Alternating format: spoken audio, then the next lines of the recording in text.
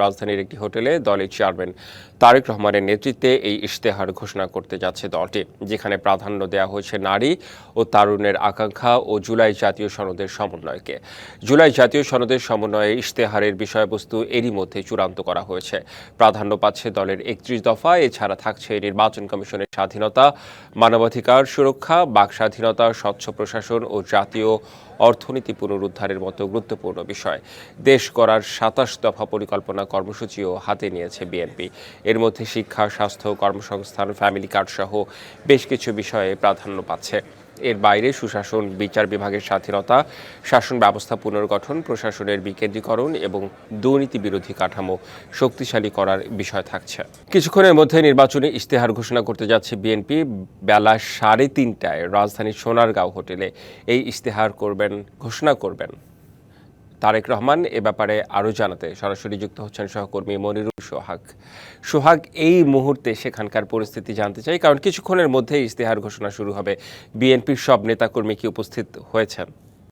আপনি জানেন যে আসলে ঠিক 3:30 আসলে ইশতেহার ঘোষণার যে কার্যক্রম সেটি শুরু হবে এবং বিএনপির চেয়ারম্যান তারেক রহমান তিনি এটি ঘোষণা করবেন এবং বিএনপির নেতাকর্মী এবং আমন্ত্রিত অতিথি যারা রয়েছেন তারা কিন্তু এর মধ্যে আমরা দেখেছি যে এই অনুষ্ঠানের স্থলে এসে উপস্থিত হয়েছেন। তো এখন পর্যন্ত কিন্তু যে প্রস্তুতি রয়েছে তাদের নির্ধারিত সময়ে ইশতেহার ঘোষণা শুরু হবে এবং প্রায় ঘণ্টাব্যাপী কিন্তু ইশতেহার ঘোষণা চলবে। এখানে বেশ কিছু বিষয় রয়েছে। রাষ্ট্র ব্যবস্থার সংস্কারের বিষয় এই ইশতেহারে এসেছে। বৈষম্যহীন আর্থসামাজিক উন্নয়ন ও টেকসই রাষ্ট্রীয় সক্ষমতা অর্জনের বিষয়ে ইশতেহারে এসেছে ভঙ্গুর অর্থনীতির পুনর্গঠন ও পুনরুদ্ধারের বিষয়টি, অঞ্চল ভিত্তিক সুষম উন্নয়ন ও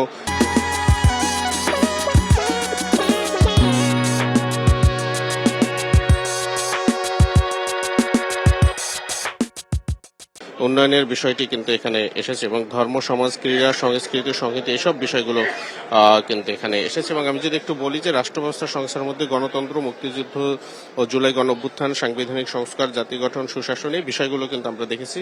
এর পাশাপাশি বৈষম্যহীন আর্থসামাজিক উন্নয়নের জন্য দারিদ্র্য নিরসন, নারীর ক্ষমতায়ন, কৃষি উন্নয়নের বিষয়গুলো এসেছে, যুব উন্নয়নের বিষয় এসেছে, সামাজিক ব্যাধির যে সমস্যাগুলো রয়েছে সেই বিষয়গুলো এসে, পরিবেশ সুরক্ষার বিষয়গুলো এসে, বর্জ্য ব্যবস্থাপনার বিষয় এসেছে এবং ভঙ্গুর অর্থনীতির বিষয়গুলোতে আমরা কিন্তু অর্থনৈতিক গণতন্ত্রায়ন, $1 ট্রিলিয়ন অর্থনীতি এই বিষয়টি কিন্তু আমরা দেখতে পাচ্ছি যে ইশতেহারে কিন্তু যুক্ত হয়েছে। বিদ্যুৎ ও জ্বালানি খাতের উন্নয়নের, তথ্য ও যোগাযোগ প্রযুক্তির উন্নয়নের কথা কিন্তু এখানে এসে এবং সৃজনশীল অর্থনীতির যে উন্নয়ন সেই বিষয়টি কিন্তু এসে। অঞ্চল ভিত্তিক সুষম উন্নয়নের ক্ষেত্রে কিন্তু চট্টগ্রামকে বাণিজ্যিক রাজধানী প্রতিষ্ঠা করার কথা এখানে এসেছে এবং উত্তরাঞ্চলের উন্নয়ন, হাওর বর্ণ উন্নয়নের কথাগুলো আমরা এসেছি। পাশাপাশি উপকূলীয় অঞ্চলের যে উন্নয়নের কথা বারবার বলা হচ্ছে বহু বছর ধরে, কিন্তু প্রকৃতপক্ষে বঞ্চিত থাকা সেই জনপদের কথা কিন্তু এই ইশতেহারে উঠে এসেছে। এবং আমরা দেখেছি ধর্ম, সমাজ, ক্রীড়া, সংস্কৃতি ও সংগীতের যে বিষয়গুলো রয়েছে সেখানে ধর্মীয় সম্প্রীতি, পাহাড় ও সমতলের নৃগোষ্ঠী, ক্রীড়া, গণমাধ্যম, শিল্প, সংস্কৃতি এই বিষয়গুলো কিন্তু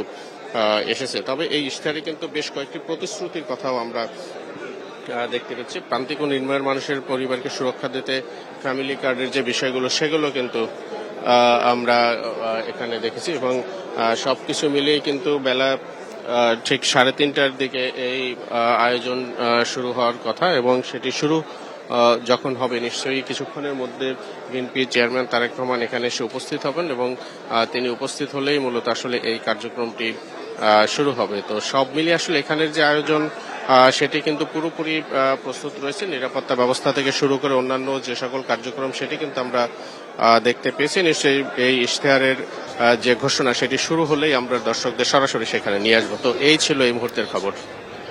নিশ্চয়ই সোহাগ, আমরা দর্শকদের দেখাতে চাই আর 15 থেকে 20 মিনিটের মধ্যেই আশা করি শুরু হবে। ধন্যবাদ আপনাকে।